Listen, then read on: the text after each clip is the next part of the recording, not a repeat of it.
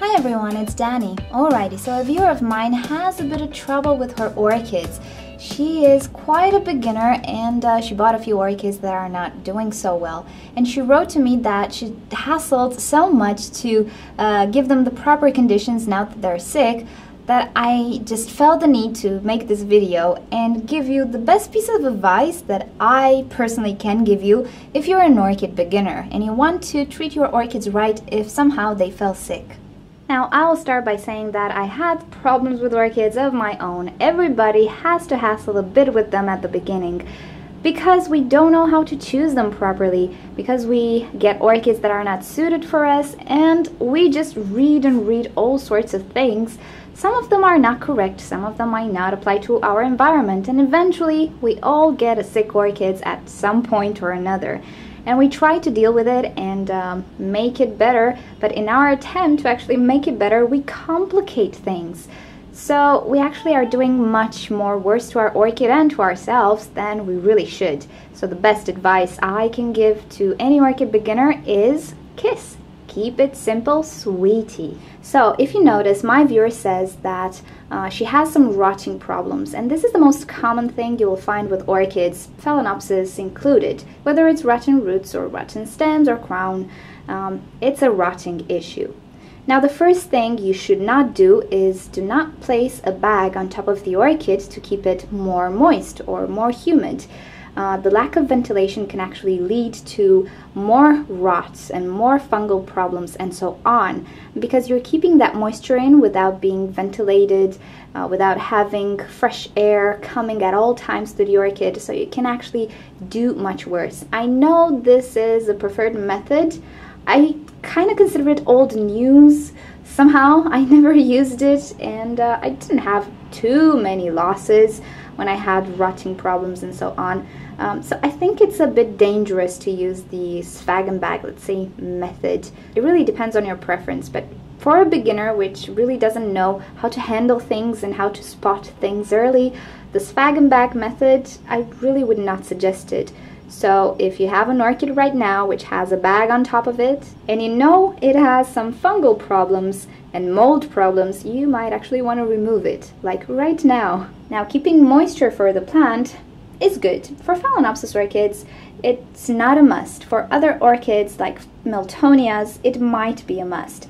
But what I discovered works best is actually keeping the top of the media moist. You can do this by spraying the top of the bark every 2 days or every day depending on your environment, or adding a small layer of sphagnum moss to keep that moisture. Moisture does indeed promote the appearance of roots, but you do not need to keep everything moist. You do still need to have that ventilation. So either you have a humidifier around, you can use that to increase humidity. Either I think you are safer in just keeping the top of the media moist, not the whole pot. This will promote some root growth, and it will not actually suffocate the whole orchid by keeping it in this halo of humidity and playground for molds and fungus. My viewer also suggested that she uses mineral water with orchids.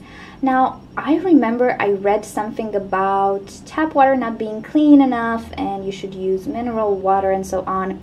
Now, that's pretty false, I would say. Really depends. Tap water should not be dirty in any way. If you are consuming it, if it's good for you, it's good for an orchid. Now, mineral water is very high in mineral content. That is why it is called mineral water. And orchids really do not like high quantities of minerals. In their natural habitat, they really don't get these minerals in excess, so they really don't know how to handle it. And I'm referring here to most hybrids that we usually grow. So mineral water, even if it's flat water, it's not good for orchids. You are better off, way better off with your tap water. There's also the humidity trays. Now, I did an experiment at some point with a humidity tray, and I can tell you that one humidity tray will not make any difference. If you have like 10 of them, it might actually increase humidity, but one humidity tray is actually not enough for an orchid to get some humidity. As I told you, I think more important is for the root area to get humidity than for the entire plant. Now, I know many of you like to, let's say, save orchids in those glass vases with hydroton.